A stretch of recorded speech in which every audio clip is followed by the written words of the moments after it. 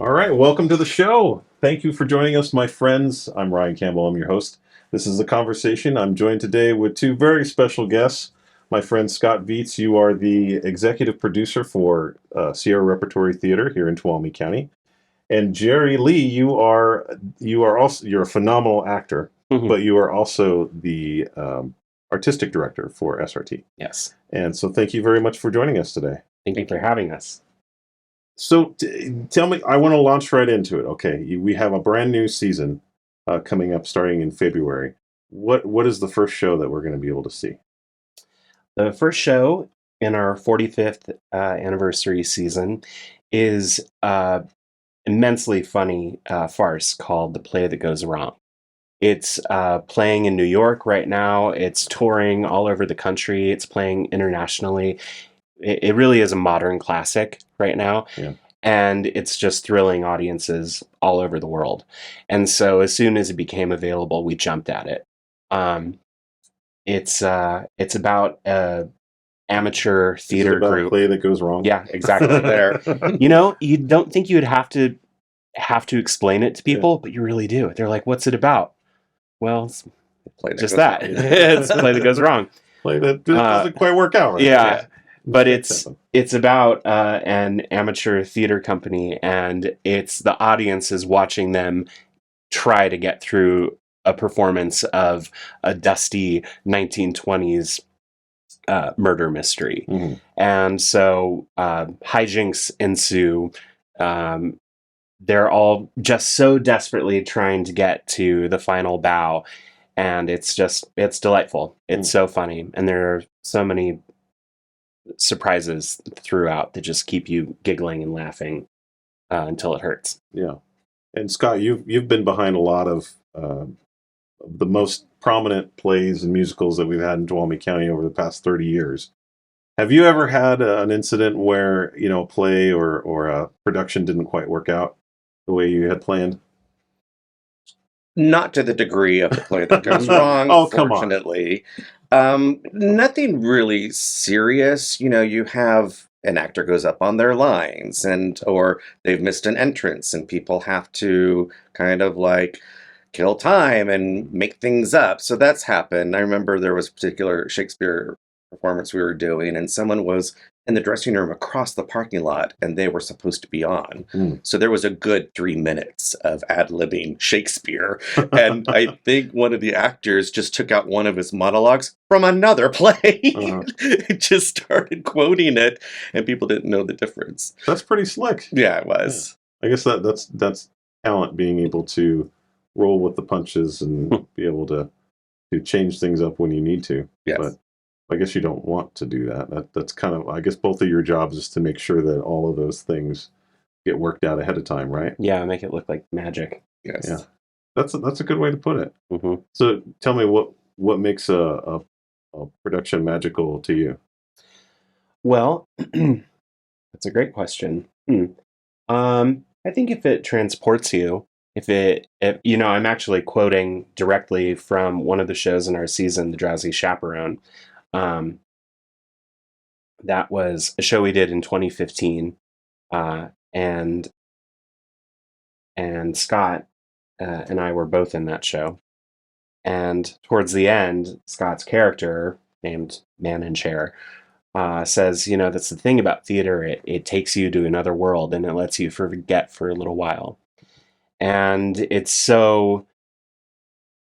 just such a cool thing that we're able to have and do so beautifully here at this place where our community and our region comes together to sit in the dark and all accept, right in the beginning of the play, okay, I'm totally buying in that, once the lights come up and I see these ballet dancers dancing in front of me, that they're the Jet Gang and the Shark Gang and West Side Story, and we just all agree to do that together and go on this journey together. And so that's our job in professional theater, is to finesse it as much as possible so that we can maintain that journey throughout the show. I feel our job is a service as well, especially with everything, that's out there these days. people need an escape, and it is our responsibility to provide that, so people can forget, the outside world, and they can just believe in the story we're telling. And to me, that's true success. And especially if they don't even think about what a director did or a choreographer, or all of this was really, 5 weeks of intense planning. They just think it's unfolding before them, and that to me is true success. Yeah. Yeah. And it's really interesting that you brought up West Side Story, because that, for me, that was the first real musical production that I saw that did that to me. Because I was raised in a rural community. I was working in a farm. I was raised with the idea that theater was for people that lived in Manhattan. Mhm. People lived in urban areas. People live in rural communities. They don't watch theater. And then I saw that, and there were these street kids, singing and dancing in the west side of New York City, and I was totally transported, and I identified with the people in the story, even though they lived completely different lives than what I was living. They were experiencing the feelings that I was feeling in a lot of ways. Yeah. You know, Um, I I don't really know if I have anything to piggyback on Well, no. that one. So you have your new season this year. Yes. So you've announced it. Yes. Tell me about some of the other plays that you're going to plays and musical productions that you're going to put on this year. After the play that goes wrong at East Sonora, we open our Fallon House Theater this year with a Little Shop of Horrors. Which is one of my favorites. Yeah, mine Also. too. At East Sonora, we're bringing back our production of The Drowsy Chaperone. We'll both be reprising our roles in those shows. And then Route 66 is another show that we're bringing back. It played in the spring at Fallon, and we think it's a really great it was so successful when we did it, and it was a surprise to us. We knew that it was going to be a well-liked show, but it just was riotously funny, and we've been waiting to bring it back, and it just felt like the right time right now to do that. So we wanted to put it in the summer so that we could attract visitors to the area, Right. who are in the area to see this title. Yeah. And that's the thing that's always impressed me about the lineup that SRT puts together every year. It seems like it's almost like you never asked me ahead of time, but there is always a play that I haven't seen, and then a play that I've seen and I love, and then a play that I haven't seen. It's like you do a good mixture of content that you're introducing probably to a larger audience, and then um, things that people are really familiar with and love from their childhood. That's important to us. Scheduling is do you everything. plan to do that, or does it just work out that way? Planning is everything. Yeah. It takes at least a year in advance to do that. We're already starting to talk about 2025 because there are so many components that are involved. It's not just picking our favorite shows. It has to be what you think audiences are going to be drawn to, what time of year it's playing, which theater it plays at, the budget, how big is the cast size. All of those things are huge factors. But we do, pride ourselves for a theater that's going on 45 years is to not repeat too often. And that's not, a very easy task. We have a couple, like Jerry said, Route 66 and The Drowsy Chaperone, but those are what we call true audience favorites. And to introduce them to people who, a new audience. And then finding programming as well, like we did Sunday in the Park with George, which is a very difficult piece and very rarely done, to challenge ourselves as artists, but also our audiences to discover something new. So it is a balancing act, and we work hard at that. And Now tell me, why is something like Sunday in the Park with George a challenge? the material is very difficult. It was written by Stephen Sondheim, who is legendary for his complex lyrics and his music. So it requires highly skilled performers who can do that. Jerry actually played the role of George, and that was challenging. Yes. Yeah. And just the set requirements and casting, it's a requires a very high skill level from performers. Yeah. And I think there are things like Sunday in the Park with George that, when they were written, were kind of ahead of their time as well. And it's so fun to, not necessarily unearth, because Sunday in the Park with George, for example, has never really gone anywhere, but, gone away or been forgotten. But it's nice to, I hate to say dust off, because you're not really dusting them off, but re-examine them, Yeah. So many years after they've been written. Yeah. Which is, kind of going on to the rest of our 2024 season. We're really excited to review Hair, the musical that's going to play at the Fallon House. which we've never done. Yeah. Now, a lot of people might know Hair was really controversial at the time it came out. There's a famous scene at the end of it. Does that happen? It's the number one question that we're asked. I forgot I about have to ask. It's obligatory. No, we're not having nudity on stage. Yeah, it's not necessarily, and technically we can't in the state park. That's a good point. Yeah, but that's a show that has always felt like this area would be really into, and it's been so exciting when we talk about the season. Seeing the people who get really excited about it. Oh, I had that album, Hair. Oh my gosh. And they only know it as the show album or this like rock album that they had. Yeah. So I'm really excited Very about exciting. bringing that to life at Fallon. Yeah, and that's a big ensemble too. I mean, there's a lot of characters and a lot of different roles in that play too. Yeah, it's a conceptual piece. So there's no real storyline. It's just all these vignettes that play out and some really fantastic tunes. It's just a great piece. Yeah. After that, we are doing another Sondheim piece this year, and that's Into the Woods. This one is I think his most popular piece. Some people would say that it's one of his most accessible pieces. It's based on fairy tales by the Brothers Grimm and how they intertwine, but also collectively tell their own new version of a fairy tale about a baker and his wife who want to have a child. So Act 1 is this incredible. It is actually my favorite piece of theater. Act 1 is this incredible farce. It's terribly funny, and the music is just sensational. And then Act 2, once all the characters have achieved their goals in Act 1, Act 2 is about what happens after Happily Ever After, and we see all those characters like Little Red Riding Hood and Cinderella and Rapunzel in a more real life situation. So it's a very interesting, very fun, exciting, surprising piece.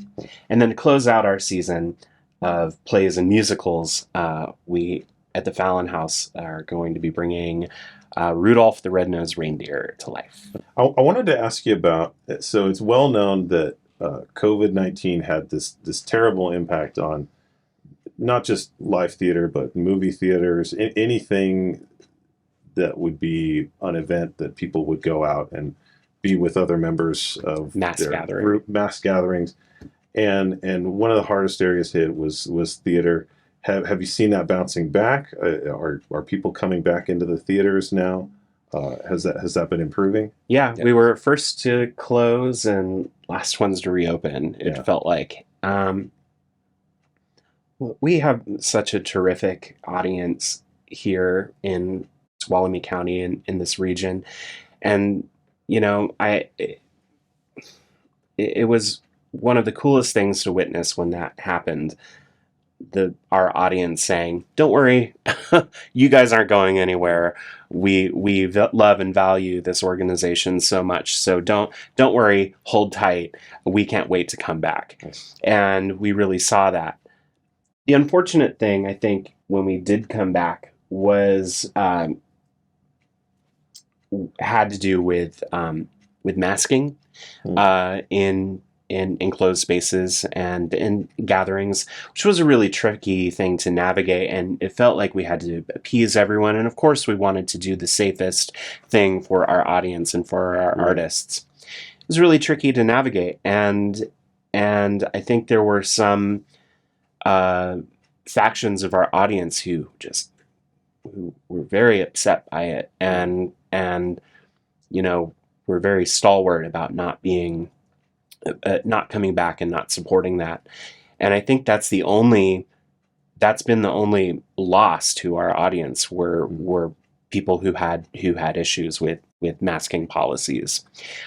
I still get messages asking if we're requiring masks of the audience. Like, it blows my mind every time I get one, but that was a real thing. And Yeah.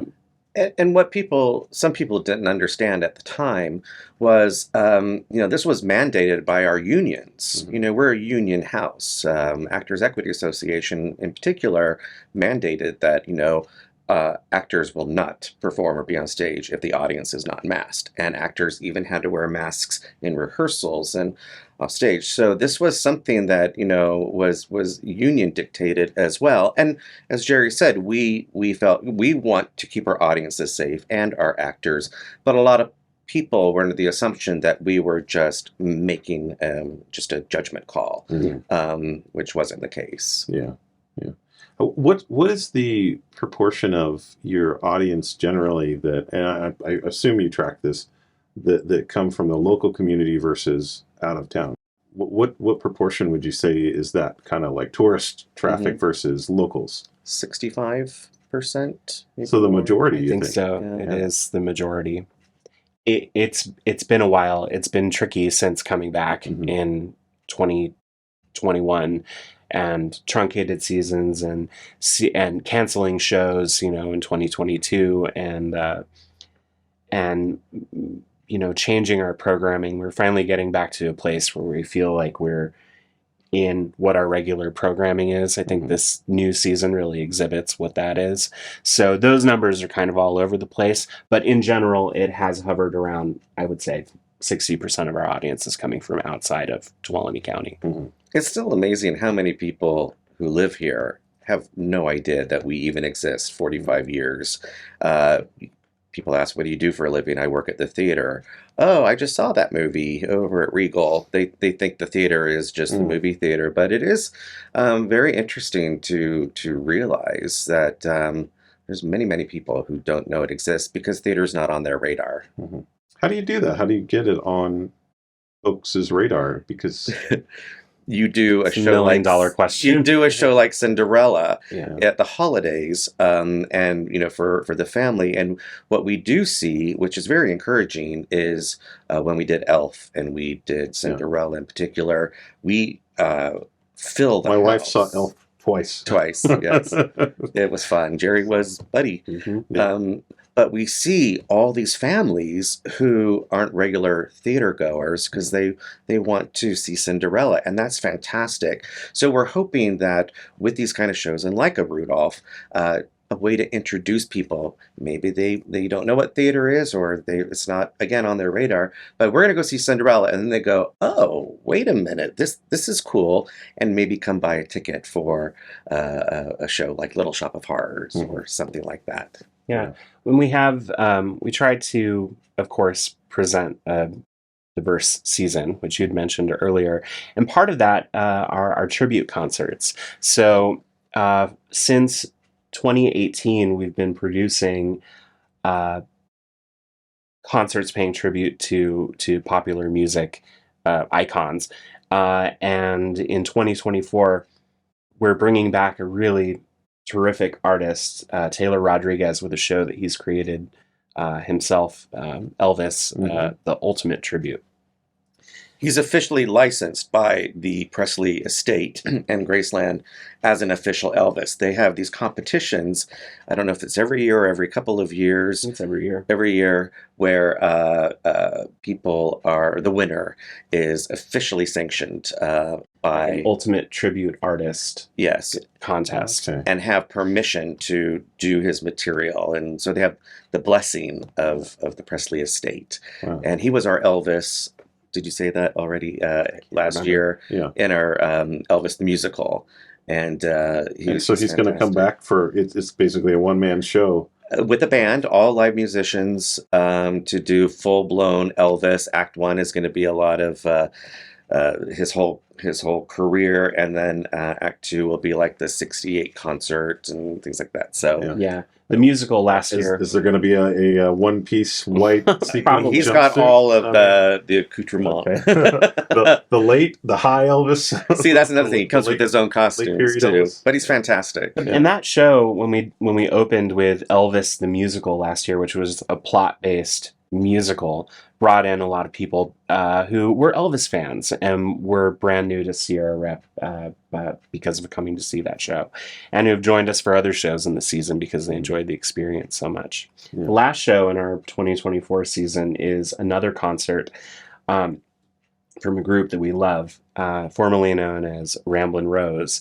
and they're now called Americana Women, and we're doing a second Christmas show, 3 weeks of their original concert called Americana Christmas.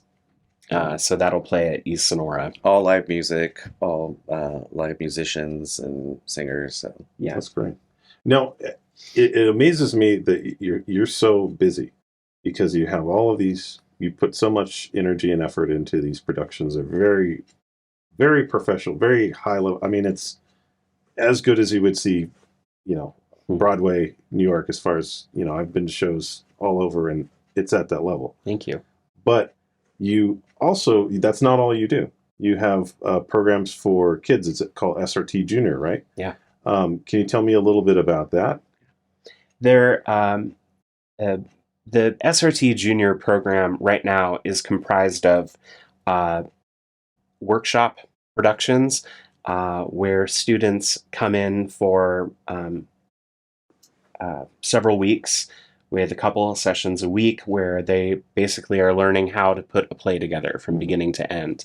This year, we did something a little different in the programming where we asked our existing students, what shows they wanted to work on.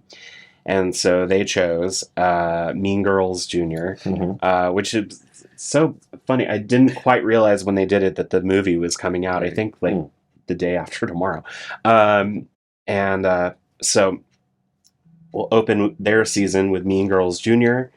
In the summer, we'll present Disney's Finding Nemo Junior. And then the last show that they picked, which totally surprised me, and I was so thrilled, is Romeo and Juliet. So we'll do an hour-long adaptation of that script with amazing. the original text just truncated. Yeah. And then, if I may, another division of our education department is Jerry's, baby. He brought this to us, and it's called SRT in Schools.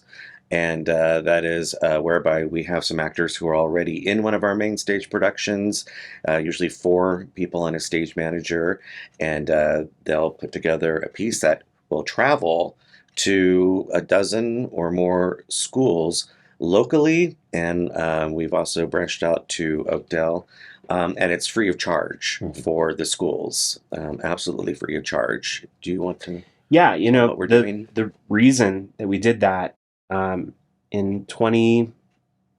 I think starting in 2017, we were noticing that schools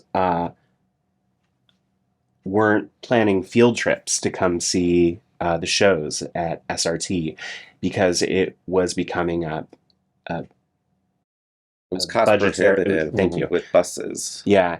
And so to combat that, we wanted to create a program that brought professional theater to local schools. And we devised a way to make that happen for free. And it really is a win-win because it's totally funded by grants, which supports our artists, and then also supports our local students because we're bringing these hour-long presentations to their schools, and it's always so heartening to be there when we greet them right before the production begins and we ask how many of you in the audience, for how many of you is this the first time that you are seeing a play? Mm-hmm. And most of the kids are raising their hands. Great. And it's just, it's so cool to be able to be that and to do that for kids. And we're extremely proud of that. And that after program. after a production, the teachers will have the kids write like a little review and or draw Oh. pictures, and we'll get a stack of just all sorts of just lovely notes from these kids Great. and how thrilled they were. Yeah. Yeah. It's always I'd like to read the reviews that you They're great. Yeah. Fun. It's always so funny to see what they remember most, because it's usually the thing that you're like, oh, how's this going to go over? And it, kids are just so fantastic. And they're so honest, and they're such great reviewers. They're the best reviewers.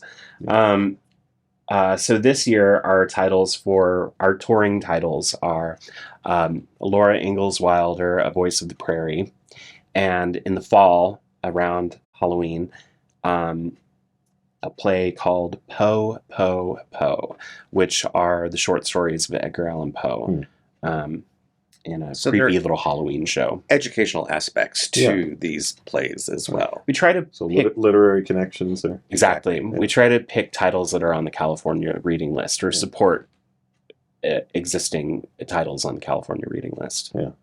Well, so your opener for this season is The Play That Goes Wrong. What day does it start, and how much are tickets?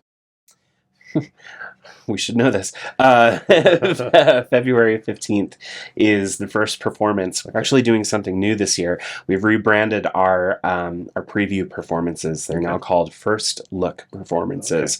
And they've moved from 6:30 in the evening to 7 o'clock. So more like our traditional schedule that, for the rest of the run. So Thursday and Friday, February 15th and 16th, are the first look performances of The Play That Goes Wrong. And we have an opening night celebration, which is a private event, a private fundraiser for the theater on the actual opening night, the official opening night of the show. There may be some tickets for that will be made available in the coming weeks. And can people go? I guess people can go on the SRT website. Yes. What is that? SierraRep.org. Okay. And I would also really encourage the viewers to subscribe to our weekly mailing list to receive our weekly e-blast. Yeah. That keeps everyone abreast of what's happening and what's coming up and all the fun things. Well, thank you very much for your time. I really appreciate talking with you guys, and I'll see you in the theater. Scott, thank you, and Ryan. Jerry. Thank Please you very come back much. anytime. Next time, we got to come back here and talk about Little Shop of Horrors. That's one of my favorites. So. Yeah. Ours too. Yeah. All right. Well, take care and come back anytime. Thank you. Thank you. All right. And thank you for joining us, and hope you had enjoyed this conversation. Please join us again next week. We'll be having another great conversation. Take care.